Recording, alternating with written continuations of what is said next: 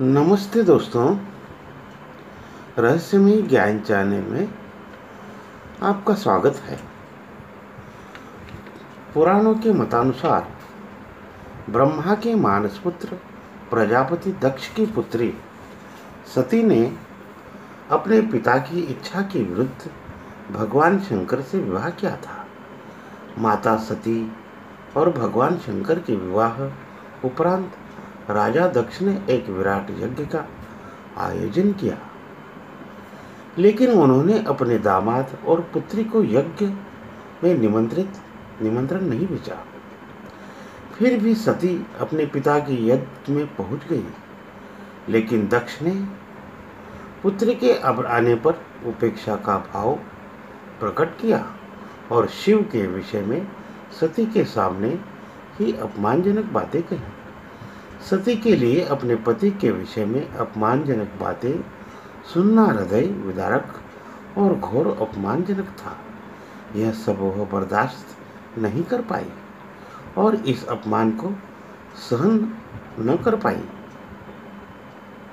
उन्होंने वही यज्ञ कुंड में कूदकर अपने प्राण त्याग दिए। जब भगवान शिव को माता सती के प्राण त्यागने का ज्ञात हुआ तो उन्होंने क्रोध में आकर वीरभद्र को दक्ष का यज्ञ ध्वंस करने को भेजा। उसने दक्ष का सिर काट दिया।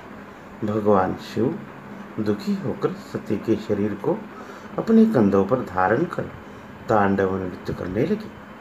पृथ्वी समेत तीनों लोगों को व्याकुल देखकर भगवान विष्णु ने अपने सुदर्शन चक्र द्वारा माता सती के शरीर के टुकड़े टुकड़े कर दिए। देवी सती के शरीर के अंग और धारण किए हुए आभूषण जहाँ जहाँ गिरे वहाँ वहाँ शक्तिपीठों की स्थापना हुई। देवी भागवत में 108 शक्तिपीठों का वर्णन आता है, तो देवी गीता में 72 शक्तिपीठों का, देवी पुराण में 51 शक्तिपीठों की चर्चा की गई है। वर्तमान में भी 51 शक्तिपीठ ही पाए जाते हैं। कुछ शक्तिपीठ पाकिस्तान, बांग्लादेश और श्रीलंका में स्थित हैं। संसार की प्रत्येक महिला को देवी सती की इस कथा से शिक्षा लेनी चाहिए कि विवाह उपरांत बिना निमंत्रण किसी के घर नहीं जाना चाहिए। यहाँ तक कि माता पिता का घर भी शादी के उपरांत पराया हो जाता है।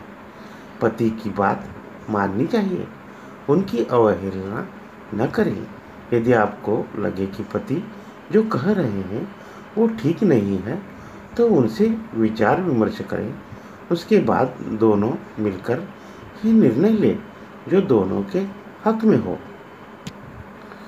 संसार के प्रत्येक जन को चाहिए कि किसी भी महिला के समक्ष उसके पति की निंदा या चुगली नहीं करनी चाहिए। धन्यवाद दोस्तों।